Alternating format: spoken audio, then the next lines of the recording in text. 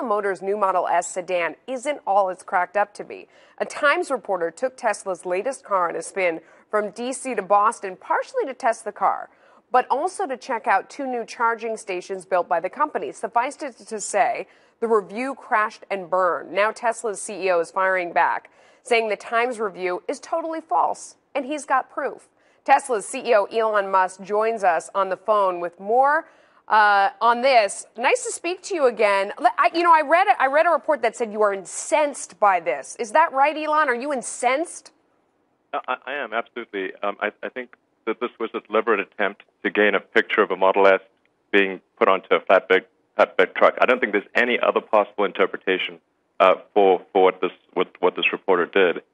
And we have the logs for the vehicle, which perhaps he did not realize, because this is a Tesla-owned vehicle.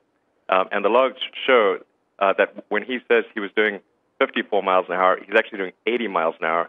When he says he's turned the heat off, he's actually has the heat blasting at 74 degrees. So it's just he reported things that are flat out false.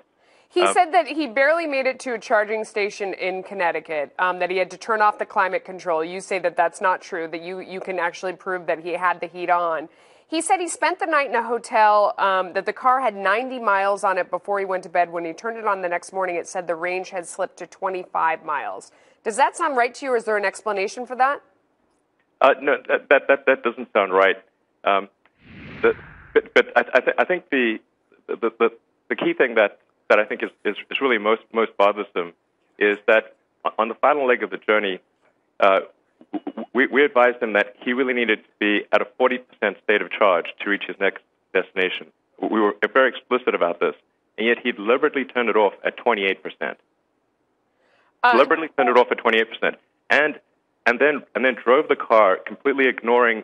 He passed several public charging stations, and just kept driving the car until it stopped. Now, if somebody were to do a test drive of a gasoline car and filled up the car to a quarter tank, drove past several gas stations until the car stopped, what would you think of that reporter? Elon, let me ask you, they say in their statement, the New York Times, our reporter followed the instructions he was given in multiple conversations with Tesla. There was no unreported detour. He was never told to plug in the car overnight in cold weather. Why do you think they would do this? If you feel like they're misrepresenting what happened, what's the motivation? I think there's a pretty obvious motivation. Tesla's received one positive article after another. It's been, the press has been tremendously positive. Writing one more article that just reaffirms that doesn't get any clicks. That doesn't get any attention. But writing an article with a picture of a car on a flatbed, that gets attention. So you're saying they're just trying to sell papers and get clicks through. Can I ask you, I know the car has a lithium-ion battery, and obviously you've been watching the stories with Boeing and the like. Does it give you pause at all? Have you looked back into that? It's worth noting that we've never had a fire ever in any production vehicle over the course of 6-7 years now. And including when the cars occasionally have been in accident. Even in the course of an accident, we've never even had a fire.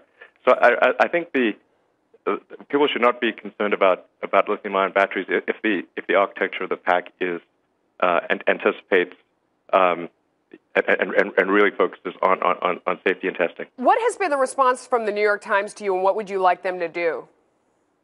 I think the New York Times really needs to do a proper investigation of what this reporter did, and assess whether that is truly in line with the principles of the New York Times values, because they have not done that. Elon Musk, thank you so much for coming on. I hope you'll keep us posted on what happens with this, because fair is fair. Thanks for coming on. Exactly. No, thank you. Thank you.